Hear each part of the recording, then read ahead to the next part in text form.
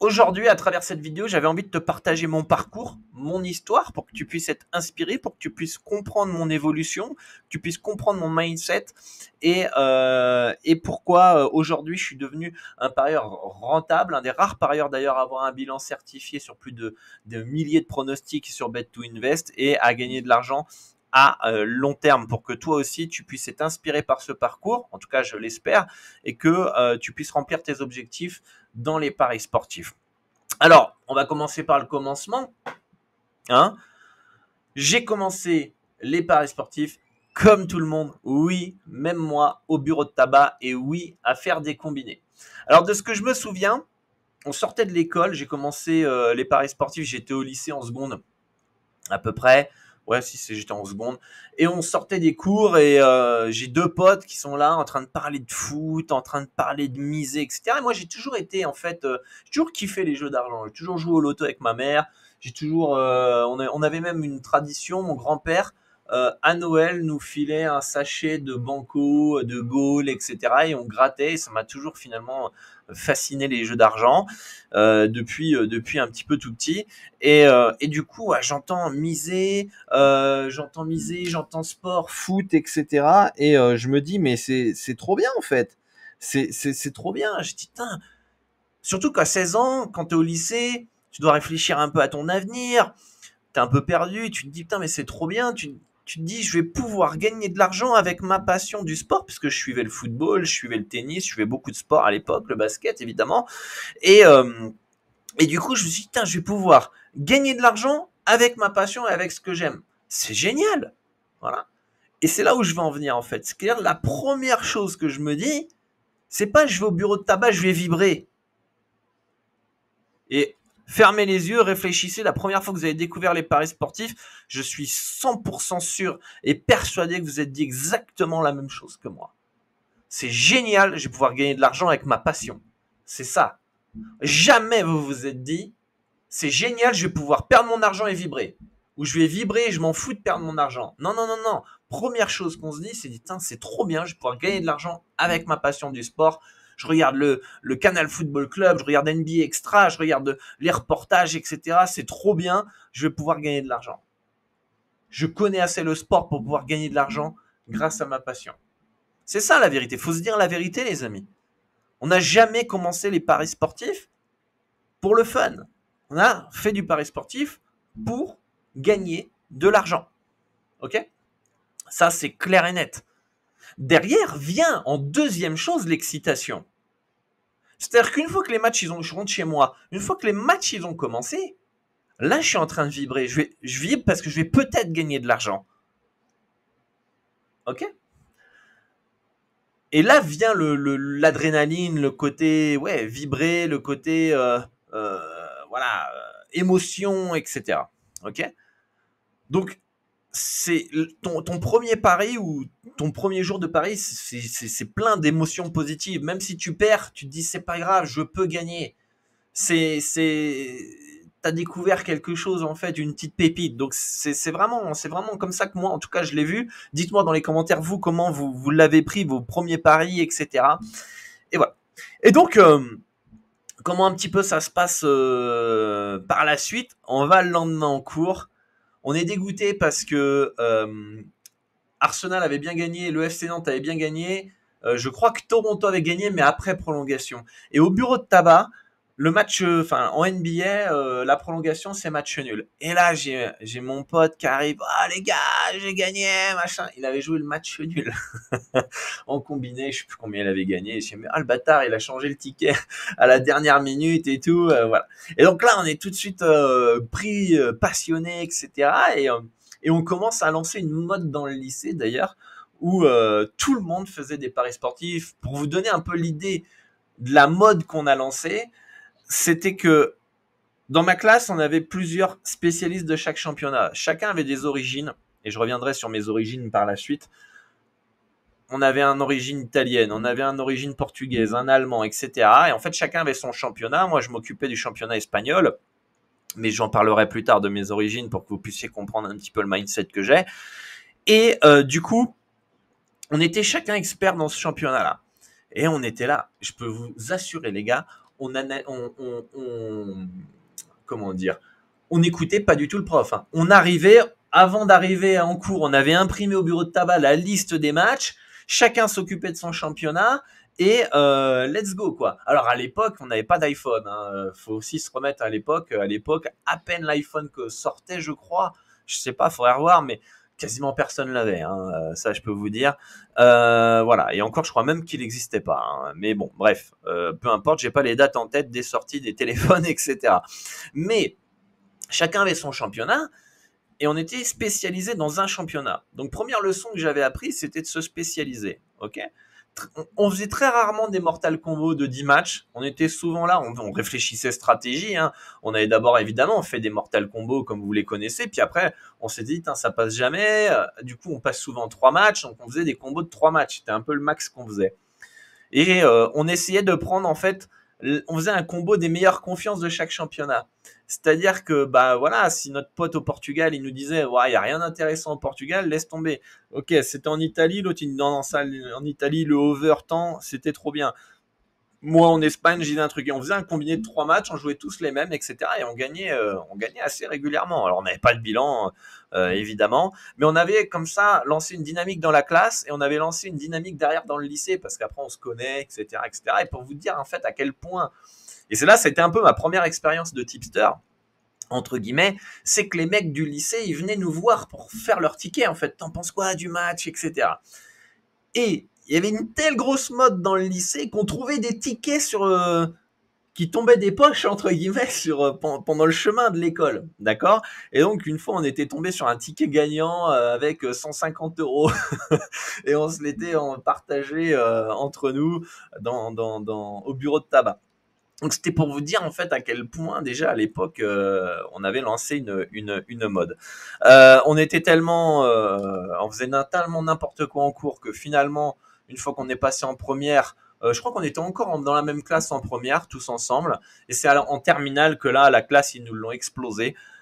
Et donc on faisait nos tickets un peu dans nos coins, etc. Mais bon, vous savez quand vous changez de classe, vous avez d'autres compagnons et d'autres camarades, et donc on voit moins l'autre. En plus c'est l'année du bac, donc on est plus focus dans nos études et moins dans le betting, etc. Et voilà un peu comment j'ai commencé le pari sportif, et j'adorais ce travail un peu en équipe.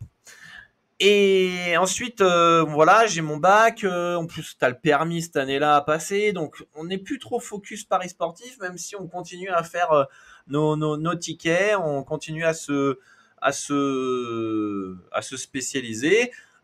Et moi, en parallèle, à ce moment-là, là, je commence vraiment à essayer de trouver des conseils et essayer de peaufiner. Et là où j'ai un énorme déclic, c'est cette même année du bac. D'accord. Euh, non, c'est peut-être en BTS. Peut-être en BTS, ouais. Donc en BTS, j'arrête pendant un an les paris sportifs. Non, je vais vous dire un truc. Là, je suis en train de m'embrouiller dans les dates. Non, au bac. Au bac, je vais au tabac, je me souviens. Franchement, je sais pas exactement, mais je pense que c'est au bac. Je pense que c'est vraiment au bac où là j'ai mon déclic. C'est justement là où j'ai mon déclic. C'est-à-dire que je vais au tabac chercher des gains et puis je commence à me la raconter devant ma mère. Ouais, je vais chercher mon cash au tabac, le buraliste, il va pas être content, etc. Je vais ruiner le buraliste, machin. Enfin bref, je commence à m'enflammer. Et là, ma mère, elle s'arrête entre quatre yeux. Elle me dit, parce qu'elle savait très bien que je faisais des paris sportifs depuis 2 ans. Et elle m'avait toujours mis en garde sur plusieurs choses. Je reviendrai aussi par la suite sur tout ça. Et elle me dit, mais au fait, petite question là, mon coco, tu gagnes combien dans les paris sportifs cette année là? Parce qu'en plus, on était vers le mois de mai à peu près, donc fin de saison, etc. Mes parents suivaient pas le sport de près, mais suivaient le sport de loin, savaient très bien qu'on était en fin de saison. Et moi là, je me retrouve face à moi-même. Là, en fait, ouais, je suis en train de m'enflammer, je vais ruiner le buraliste, je vais chercher mes gains, etc. Et là, donc je m'enflamme un peu. Et là, il y a ma mère qui me nique toutes mes émotions positives et elle me dit, tu gagnes combien? Et déjà, je sais pas mentir. Vous pourrez demander à ma femme si un jour on fait un séminaire, on se rencontre tous et vous la rencontrez, vous lui direz, c'est mentir Dorado. Elle va rigoler, elle va dire non, à chaque fois que j'essaie de faire une blague en montant, je suis mort de rire, ou à chaque fois que j'essaie de cacher un petit truc, elle me découvre parce que ça se voit dans ma tête finalement. Et donc du coup, au début, je suis là en train de dire bah ouais, j'encaisse, etc. Je gagne, t'inquiète, machin. Hein. Et bon, ma mère, elle est pas née de la dernière pluie. Elle voit en plus que je suis en train de bégayer un peu, que je sais pas trop. Et elle me dit, mais tu tiens des résultats, un fichier Excel de tes résultats pour savoir exactement combien tu gagnes. Et là, je me retrouve, voilà, face à moi-même. Je dis, soit je mens à ma mère, et voilà, je continue dans mon mensonge et je me fais croire ou j'essaye de m'auto-persuader que je gagne. Et soit je dis la vérité, je dis que je sais pas. Voilà. Et c'est la deuxième option que je dis que je ne sais pas. Elle me dit, bah écoute, ça serait bien que tu tiennes des comptes. Du coup, je dis, bah ok, let's go, je vais tenir des comptes. C'est vrai, elle a raison. Je tiens un compte sur Excel et je fais ça pendant 2-3 semaines à peu près. Et donc, je faisais ma stratégie. Donc, je pensais que je gagnais. Alors, j'avais pas cette notion de variance aussi aujourd'hui comme aujourd'hui. Donc, au bout de 2 semaines, quand je vois que je suis en négatif, je sais plus, je crois que j'avais dû perdre 100 euros, mais j'étais étudiant, hein, donc c'était beaucoup. Et je me dis non, c'est pas normal de perdre, etc. À ce moment-là, j'estime que ma stratégie elle est pas bonne, alors que ça se trouve elle était bonne, hein, combiner 2-3 matchs, ça pouvait être une bonne stratégie, etc. Et c'est à ce moment-là que je décide de tout remettre à plat, de lire des articles sur Internet. Il n'y avait rien en français, donc j'ai dû aller sur, comment on appelle ça, en anglais, sur des forums en espagnol, puisque justement je parlais espagnol et l'Espagne à l'époque était beaucoup plus adaptée par rapport à nous. Je regardais un peu la caméra, mais elle a l'air un petit peu floue, mais j'espère que c'est pas trop dérangeant.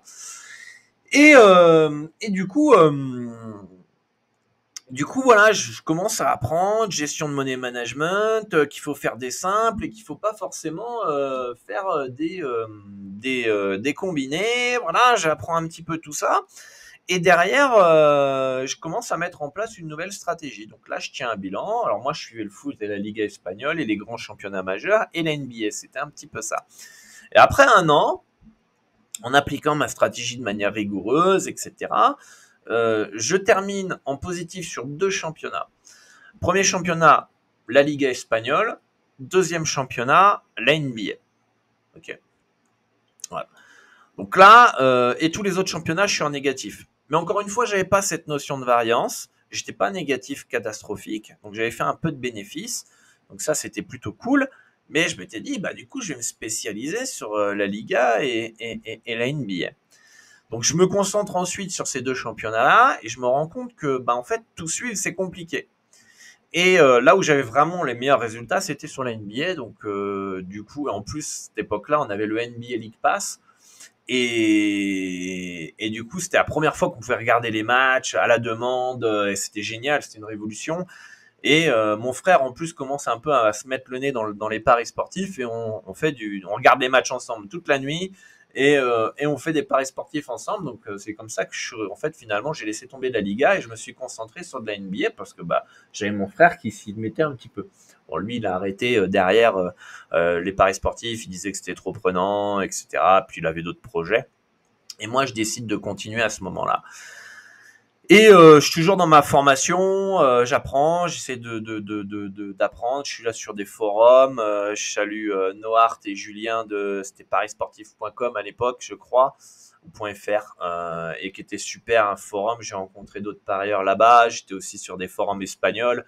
Et c'est comme ça d'ailleurs que j'ai rencontré à l'époque un gars, il s'appelle Alchimista à l'époque, et c'est lui qui m'avait dit, parce que là, je me retrouvais limité sur les bookmakers français. C'est-à-dire que là, à ce moment-là, je me retrouve limité sur les bookmakers français. J'ai gagné peut-être 1500, 2000 euros à tout casser. Et là, je suis bloqué de tous les sites. Bwin, BetClick, non, Winamax à l'époque, ça n'existait pas. Winamax, c'était uniquement en poker. Il y avait quoi comme autre site? Eurosport? Je sais même plus. Bref, je suis limité. Et pendant une semaine ou deux, je peux pas faire de paris. Je suis limité à 1,5 €. Je comprends pas. J'écris le SAV, j'arrive pas à miser la somme que je veux, machin. Et on me dit oui, vous êtes addict. Et là, Je suis addict, c'est pas normal. Enfin, c'est quoi cette réponse? Et je comprends pas. Alors, on est en quoi? On est en 2011, là, à peu près. Hein. Là, je capte pas. Je dis, qu'est-ce qui se passe? Et je suis bloqué, je peux pas parier pendant une semaine. Je réfléchis, je contacte le SAV, machin, etc. Et on me dit, je suis addict. Et je dis, mais comment ça, je suis addict? Je mise, j'ai un money management, etc. Je gagne, j'ai un bilan qui me dit que je gagne, tu vois. Et je dis, mais c'est pas logique. Et là, pendant une semaine, je tourne en rond, etc. Et à un moment, en pleine nuit, je me réveille. Je me dis, mais non. Parce que j'avais toujours cette phrase, c'est toujours le casino qui gagne à la fin, la maison qui gagne. Et je me dis pas qu'il limite les parieurs gagnants, quoi. Et là, je check en anglais, en espagnol, bookmaker qui limite les gagnants, etc. Bingo, je tombe sur le forum, justement, que j'étais en Espagne. Et je vois les bookmakers limitent les parieurs gagnants. Il faut parier sur PS30. Alors à l'époque, c'était Pinbet qui était Pinacle, finalement, site miroir, passé par le broker Asian Connect, etc. Et c'est comme ça que je m'inscris sur Asian Connect et que j'ai mon compte Pinacle via Asian Connect. Je peux vous dire qu'à l'époque, il y en a qui flippent aujourd'hui à s'inscrire sur Asian Connect. Je peux vous assurer qu'à l'époque, c'était 10 fois pire hein, au niveau du professionnalisme. Tu contactais un gars sur Skype qui n'avait pas de photo de profil, tu devais lui envoyer 500 € pour ton premier dépôt, voilà, à une adresse. Bref, c'était pas du tout professionnel finalement. Ça pouvait sentir l'arnaque. J'y vais quand même. Il y avait personne pour m'accompagner et finalement impressionné par le service, par le sérieux, etc. Et c'est pour ça qu'aujourd'hui, je recommande Asian Connect à tout le monde qui veut faire du pari sportif de manière sérieuse. Vous avez le lien d'ailleurs dans la description si vous voulez vous inscrire et avoir accès à Pinacle, qui est le seul bookmaker qui ne limite pas les parieurs gagnants. Et là, quand j'arrive sur Pinacle, je suis fou quoi. Je dis waouh putain mais c'est trop bien. Enfin les cotes, il y avait des values partout quoi parce que bah elles sont beaucoup plus hautes que sur .fr donc j'étais fou. J'avais envie de valider tous les matchs et c'est ça le gros piège quand vous arrivez sur Pinacle, c'est que les cotes elles sont tellement hautes par rapport à ce que vous avez d'habitude que voilà vous avez envie de tout parier. Donc ça c'est le premier c'est la première étape. Et à ce moment-là, je me retrouve un peu seul, je me retrouve un peu dans la solitude. Et je me dis, donc là on est en 2011, et je me dis, j'aimerais bien retrouver un petit peu cette ambiance de l'école où on avait chacun notre championnat, etc. Avoir une équipe, un esprit d'équipe, rencontrer d'autres parieurs, parce que j'étais tout seul en fait dans mon délire de paris sportif. Et c'est là où je décide de créer Dorado. On est à l'époque des réseaux sociaux, notamment Facebook qui était le leader à l'époque. Et je me dis, bah, je vais créer ma page Facebook, je vais partager mes pronostics, puis je vais rencontrer d'autres parieurs. Et puis comme ça, je vais retrouver une ambiance, une osmose, un peu comme à l'école quand j'ai commencé les paris sportifs, parce que j'avais kiffé cet esprit, quoi. Et finalement, je partage mes pronostics, voilà, ils sont bons. Donc, je commence à augmenter la communauté. On arrive à 10 000, 15 000 personnes sur Facebook. Voilà, c'est top. Là, on commence à me demander des conseils. En fait, très rapidement, je me rends compte que j'ai de l'avance sur quasiment tous les parieurs.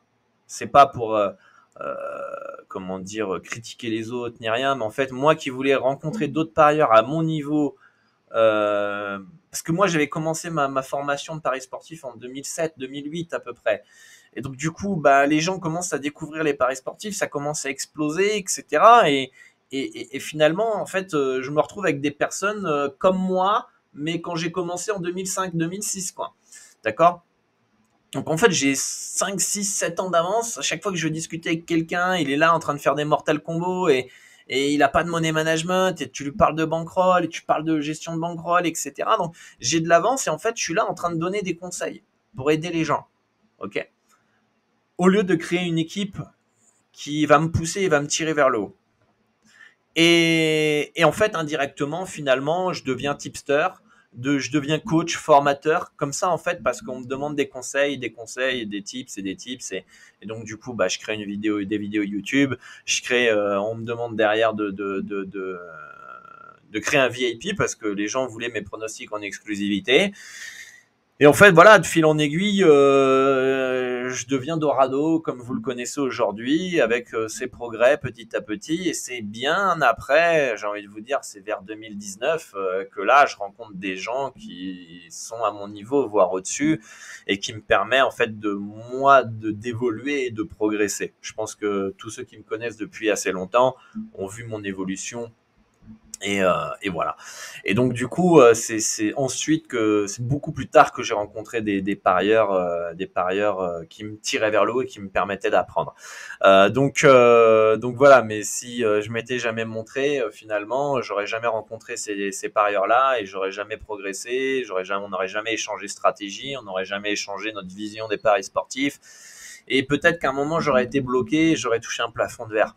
Donc c'est hyper important de partager votre savoir sur des communautés, peut-être la mienne, peut-être d'autres. C'est pour ça que les gens adorent les clubs privés aussi, pour pas se retrouver seuls dans leur coin ou rejoindre des communautés sérieuses pour pouvoir progresser.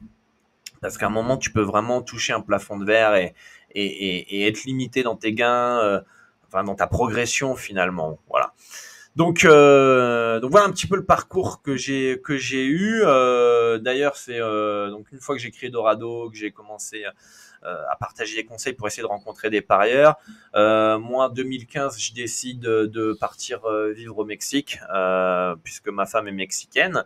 Et puis ça m'arrangeait bien, entre guillemets, coût de la vie plus faible, j'avais ma stratégie qui était rentable, etc.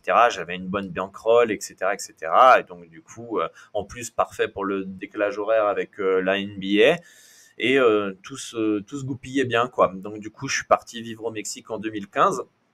Et je suis toujours là au Mexique en 2024. Donc, et je suis toujours là aussi à partager mes conseils sur Internet pour aider tout à chacun à progresser dans les paris sportifs. Donc voilà un petit peu mon parcours, mon histoire. Mais là, au fait, où j'ai envie de rebondir, il y a plusieurs choses. Et elle est longue cette vidéo, mais j'espère qu'elle va vous intéresser. En fait, il y a plusieurs choses. C'est-à-dire que déjà, on a tous commencé les paris sportifs pour gagner de l'argent. Et ça, vous pouvez me dire ce que vous voulez. Je m'en bats les reins de ce que vous me dites. Non, mais moi, je fais ça pour m'amuser. Je fais ça pour le fun, etc. C'est du mytho. C'est du mytho total. On a tous commencé pour gagner de l'argent. Si aujourd'hui, tu es en train de te dire je fais ça pour le fun, c'est parce que tu as abandonné. C'est parce que tu crois plus en toi. C'est parce que tu as peut-être la flemme même de bosser. Et donc, pour protéger ton ego, tu te dis, je vais faire ça pour le fun. Tout simplement. Faut pas passer par quatre chemins. Faut pas passer par quatre chemins. On a tous commencé pour gagner de l'argent. Voilà. Point. Si aujourd'hui tu dis que tu fais ça pour le fun, c'est que dans ta tête, tu crois plus en toi. Et moi, je suis là pour te dire, tu peux réussir toi aussi. Si tu mets les moyens pour réussir. Et moi, j'ai perdu énormément de temps à arriver où j'en suis aujourd'hui parce qu'il n'y avait personne pour m'accompagner et me guider. Aujourd'hui, en rejoignant mon club privé ou d'autres, ou peu importe, ou en suivant mon contenu, vous gagnez des décennies, des années, des années, des années en appliquant mes conseils. Je pense que vous vous rendez même pas compte. Moi, j'ai mis 10-15 ans pour arriver au niveau où j'en suis, même peut-être même plus, 20 ans. Vous, en 5 ans, vous pouvez avoir le niveau que j'ai aujourd'hui. Aussi simple que ça.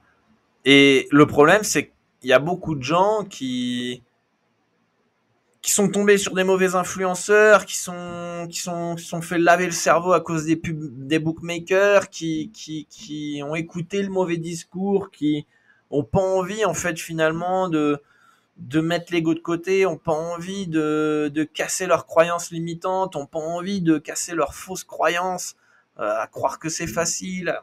Voilà, et c'est problématique. Quand vous regardez un peu mon parcours, et c'est pour ça que je fais cette vidéo, j'ai commencé pour gagner de l'argent. Inconsciemment, on a mis en place des stratégies de money management et des spécialisations. Ok. Ensuite, je me suis retrouvé seul et isolé, et là, ça m'a pas plu. Là, j'étais moins motivé, etc. J'ai eu mon déclic via ma mère. J'ai appris via des forums, des articles, en échangeant avec d'autres parieurs, etc. Et de fil en aiguille, j'ai avancé comme ça, en fait, finalement. Et j'ai rencontré d'autres parieurs, et j'ai progressé, et tout ça. Et finalement, vous pouvez voir peut-être le haut de l'iceberg aujourd'hui. Ah ouais, Dorado, il est rentable. Ouais, mais c'est facile pour lui. Il a de la chance, j'en sais rien. Mais il y a des années de travail. Et d'ailleurs, avant de vous oublier, je vous ai dit que j'allais vous parler de mes origines espagnoles. Moi, je viens d'une famille, du côté de ma mère. En fait, toute la famille de ma mère est espagnole. À part mes oncles et tantes, tout le reste vit en Espagne. D'accord. Donc là, les oncles et tantes de ma mère vivent en Espagne, les cousins cousines de ma mère vivent en Espagne, etc. Mes grands-parents ont décidé de fuir la dictature de Franco et la guerre civile dans les années 40, 30. Ouais, dans les années 40-30, sont venus en France et voilà. Et c'est pour que vous puissiez comprendre un peu mon mindset, c'est que moi, depuis tout petit, ma grand-mère espagnole, avec son accent espagnol, elle parlait en français. Les seuls mots que ma grand-mère savait dire en français, et moi, à l'époque, je ne parlais pas espagnol, j'étais gamin. De toute façon, après, ils sont tombés malades et ils sont décédés malheureusement. Mais les souvenirs que j'ai à chaque fois que je voyais ma grand-mère espagnole, elle disait, avec son accent espagnol en français, il faut travailler dur. Donc, à chaque fois, elle venait, elle nous dit, dans la vie, il faut travailler dur. Est-ce que tu as bien travaillé à l'école? C'est tout le temps ça, travailler, travailler, travailler, travailler, travailler. En fait, depuis tout petit, dans ma tête, il fallait travailler.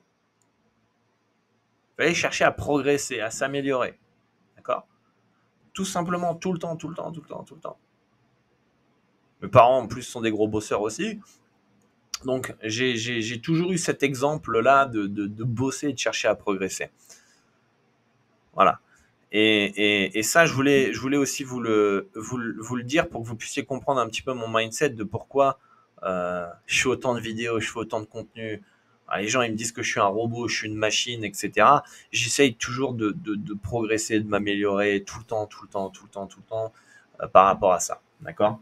Et, et l'autre point aussi, pour que vous puissiez comprendre aussi ma manière de fonctionner, que vous puissiez comprendre mon éducation, et pourquoi en fait je suis jamais tombé dans des arnaques.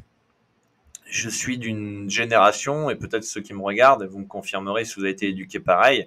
Moi, je suis né dans les années, enfin, je suis né dans les débuts années, enfin, fin années 80, début années 90. Allez, je suis né en 1989. Voilà, pour ceux qui savent. D'ailleurs, euh, on va voir s'il y en a qui écoutent jusqu'ici. Mon anniversaire, j'enregistre cette vidéo le 28 mai. Mon anniversaire est le 30 mai, dans 2 jours. D'accord, je sais pas quand je vais publier cette vidéo d'ailleurs. Mais au pire, vous me féliciterez 1 an après, si jamais vous entendez cette vidéo. Je sais même plus ce que je voulais en venir. Donc voilà, c'est ça. Je suis né dans les années, donc en 1989. Et en fait, je suis de la première génération où on a grandi, on a vu Internet débarquer dans les familles. D'accord. Quand moi j'avais 12 ans à peu près, 13 ans, c'est là où Internet a débarqué. Bon, pour ceux qui ne savent pas, on avait des forfaits de 50 heures à l'époque. Il n'y avait rien sur Internet à part des informations, la météo. Bref, voilà, ça faisait un gros bruit pour se connecter sur Internet. C'était lent, vous imaginez même pas. Et mes parents, parce que les arnaques sur Internet, ça existe depuis des années, les amis. Hein. Et dès la création d'Internet, les arnaques existaient déjà. Et mes parents m'ont toujours dit, si argent facile égale arnaque, si argent facile égale arnaque, donne jamais les cartes bleues, même si on te promet 1 million d'euros, etc. Argent facile égale arnaque, argent facile égale arnaque. Je vous le répète encore une fois, argent facile égale arnaque. Donc j'ai toujours grandi avec ça. Chaque fois qu'il y avait de l'argent facile à se faire sur Internet, ouh là là là là là, attention. Et malheureusement, dans les paris sportifs aujourd'hui, tout le monde vont vous faire des fausses promesses, vont vous promettre de l'argent facile et des montants de paliers 10 et je sais pas quoi, et des mortal combos cote à 200 ou à 500 000, etc. D'accord. Donc, c'est pour ça que aujourd'hui, moi, ça me rend fou de voir les gens tomber dans des arnaques parce que on leur promet de l'argent facile alors que moi, c'est inconcevable en fait. Tu me dis argent facile, je fuis. Je fuis. Tu me dis par contre, travaille pour gagner de l'argent, voici ma formation, voici mon service, là j'y vais. Pourquoi? Parce que la personne, elle est pas malhonnête. Vous voyez ce que je veux dire? Et c'est aussi pour cela que j'ai certaines valeurs peut-être aussi, et que je fais une activité où je donne des conseils, on va dire, de manière éthique dans les paris sportifs, et que je vous dis, il faut bosser, ça va être dur, etc. Et vous pouvez gagner de l'argent, mais il va falloir bosser. Donc voilà un peu pour que vous puissiez comprendre mon parcours et mon mindset, ma vision, etc. Et pourquoi aujourd'hui, voilà, je vous mets en garde aussi par rapport à attention à l'argent facile. Donc voilà, 30 minutes de vidéo les amis, pour mon parcours. Là, je vous ai résumé en 30 minutes, allez, 20 ans. 20 ans, parce que j'ai commencé en 2005-2006 les paris sportifs, donc on est en 2024, 18 ans. 18 ans, 30 minutes. Je pense que j'ai rien oublié. De toute façon, si j'ai oublié des choses, je vous le mettrai dans les commentaires. N'hésitez pas à me faire part de votre parcours aussi dans les paris sportifs, ça sera intéressant. Mais en tout cas, vous pouvez voir que le process, il est long. Il aurait pu être beaucoup plus rapide. Et c'est pour ça que je crée aussi ce contenu aujourd'hui. Je crée le contenu que j'aurais aimé avoir quand j'ai débuté dans les paris sportifs. Aussi simple que ça. Parce que je sais la valeur que ça a, et je sais que vous allez condenser les décennies en années et les années en semaines.